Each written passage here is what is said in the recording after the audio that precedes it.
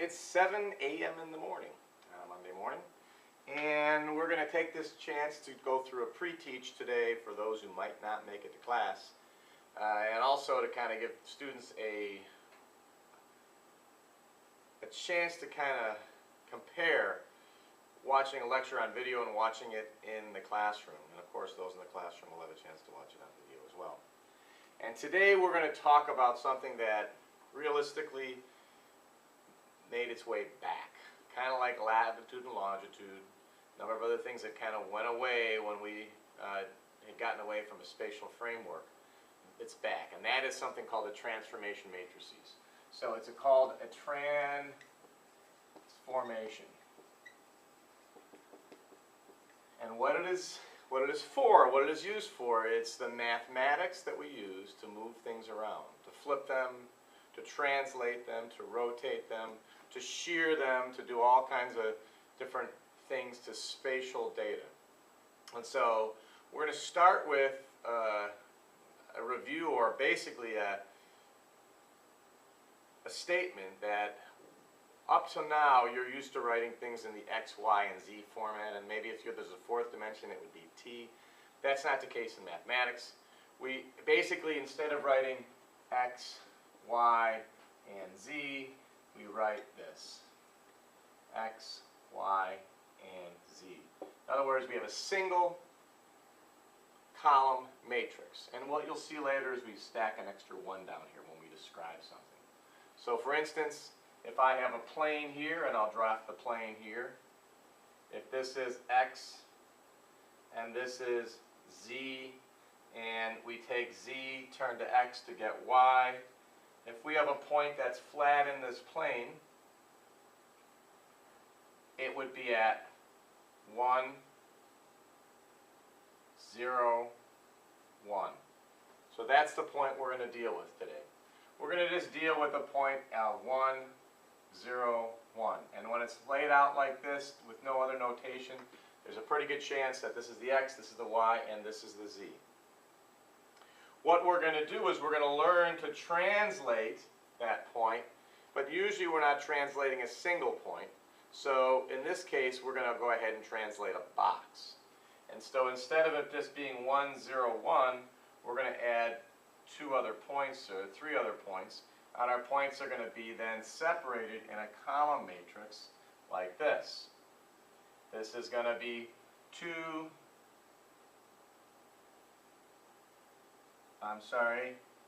1, 0, 2,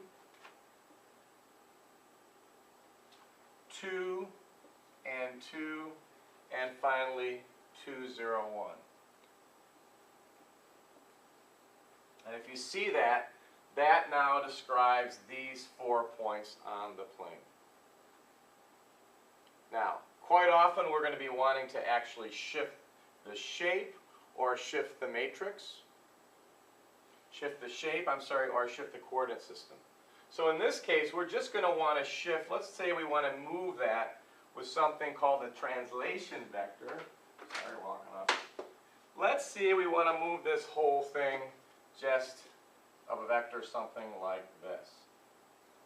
We want to move that, and I'll assume that that vector here, which is going to be shown many different ways, we'll just make this translation vector equal to 3, 0, and 3. Now, it would be pretty obvious for many to realize I could just add boom, boom, boom, boom, and be done with it. However, that limits you to what you can do later when you not only want to translate what you want to rotate. So what you end up doing is using a matrix multiplication. You multiply the point data structure, or the shape data structure, by the transformation matrix. And so we'll just begin by showing you what the transformation matrix looks like. So this actually, what we want to do is we want to translate this set of points by that vector. And we know the answer. The answer would be 4, 4. Here it would be 4 and 5, and 5 and 5, and 5 and 4. So one of the things we're going to know is we're going to very often ask ourselves a question you know the answer to. But here, in effect, is how you go about making the transformation matrix.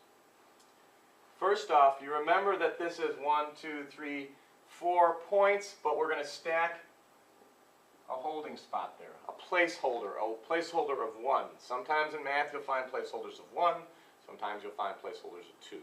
So we're going to take this matrix and we're going to multiply it by this one. So it's going to be the transformation matrix times that. So we're going to take this matrix times that matrix, and now we're going to fill in what this transformation matrix looks like. For a pure translation, this is how you make the transformation matrix. You make an identity matrix, 1, 0, 0, 0, 1, 0, 0, 0, 1. You stack it with zeros and 1 for scale. And what you'll see later is, if you wanted to scale this up about the 0, 0 point, you could just change these numbers. Or if you wanted to change it twice in the x and not in the y, or twice in the y, or twice in the z, very often we do 10 times in the z in mathematics, you just change those numbers. If you wanted to scale it up all the way 10 times, you can put it there. So you'll see that these numbers act together. All right, so this is the identity matrix. What you then do is you place your translation vector right here. And now you multiply this matrix by that matrix. This matrix by that matrix. Not that matrix by this matrix. This matrix by that matrix. So it's going to be, we'll call this matrix B, and this matrix A. We're going to take B times A, and that's going to get us A transformed. Now, we'll go through, in math class, you'll go through how to do this. We're going to go through it a fair bit, but mostly we're going to be using calculators and spreadsheets. And so what you have to remember to do basically when you stack these up, and so what I'm going to do here, in bad form I know, I'm going to go ahead and just shift this one down. You remember it's the transformation matrix by the matrix itself. I'm going to just go ahead and translate this down, shift over, pretty nice, huh? And I'm going to take, and this is, we're going to go B times A, so we're going to do a 1, 1, 2, 2, 0, 1, 0, 0, 0, 0, 1, 3, and 0, 0, 0, 1. I did that all wrong, so I'm going to erase the beautiful part of non-editing. I'm trying to move this one down here. We want to have the transformation matrix by the matrix of the points. So let's do that again. 1, 0, 1 with that extra placeholder. 1, 0, 2 with that extra placeholder, 2, 0, 2 with that extra placeholder, and 2, 0, 1 with that extra placeholder. Now remember, if you had 1,000 points, this matrix is 1,000 columns long. And later you'll see that if you're used to stacking data going down this way with points, you just use a transpose function. All right, so how do you multiply two matrices this way? You're going to remember, you're going to see a lot of kind of physical movement when we do this. So it goes in your head. But the way you multiply this by this, you take, get this wrong again.